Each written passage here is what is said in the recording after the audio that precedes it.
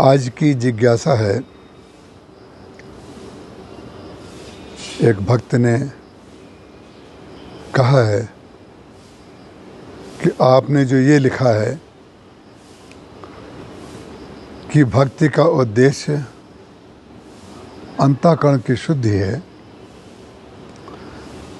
धर्म तो समाज सुधार के लिए है। पहली बात तो हम आपको एक बात ये कह दें कि कोई भी सिद्धांत, कोई भी वाक्य, कोई दृष्टांत और उद्धरण किसी विशेष संदर्भ के लिए होता है, कि किसी विशेष काल के लिए होता है, लेकिन उसका प्रयोग सार्वकालिक होता है।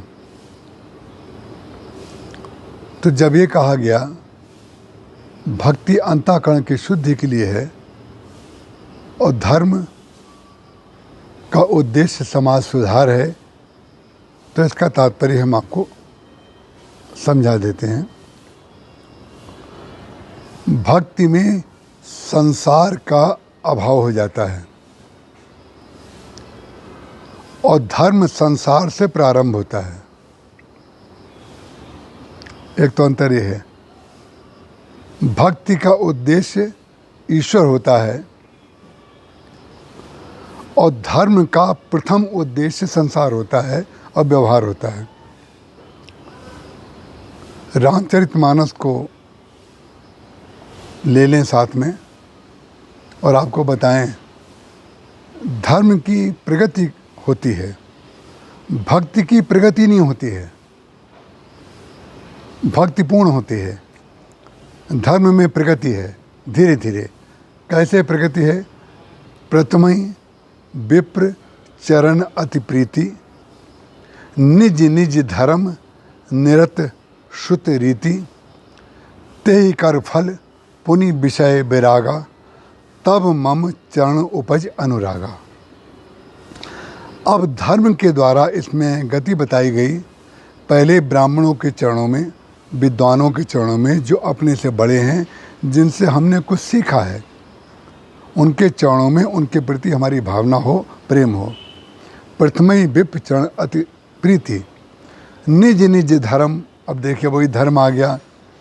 भाई का भाई से क्या धर्म है, छोटे भाई का बड़े भाई के प्रति क्या धर्म है, बड़े भाई का छोटे के प्रति क्या धर्म है, पत्नी का पति के प्रति क्या है, पति का पत्नी के प्रति क्या है, मित्र का मित्र के प्रति क्या है, गुरु का शिष्य से क्या धर्म है, शिष्य का गुरु के प्रति क्या धर्म है। ये सब धर्म है।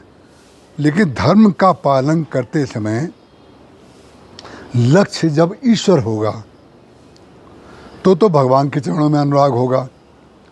और धर्म पालन का उद्देश्य यदि केवल संसार से प्रशंसा पाना होगा या अपनी बात दूसरों तक पहुंचाना होगा कि हम संसार में कितने समाज में कल्याणकारी कार्य कर रहे हैं, हम कंबल बांट रहे हैं, हम स्वेटर बांट रहे हैं, हम लोगों को दवाइयाँ फ्री में दे रहे हैं, हम खिचड़ी बांट रहे हैं, बहुत अच्छी बात है।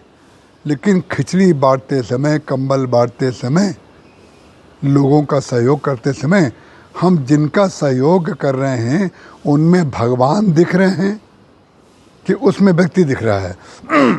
अगर उसमें भगवान दिख रहे हैं तो वो भगवान के चरणों में प्रेम का कारण बनेगा।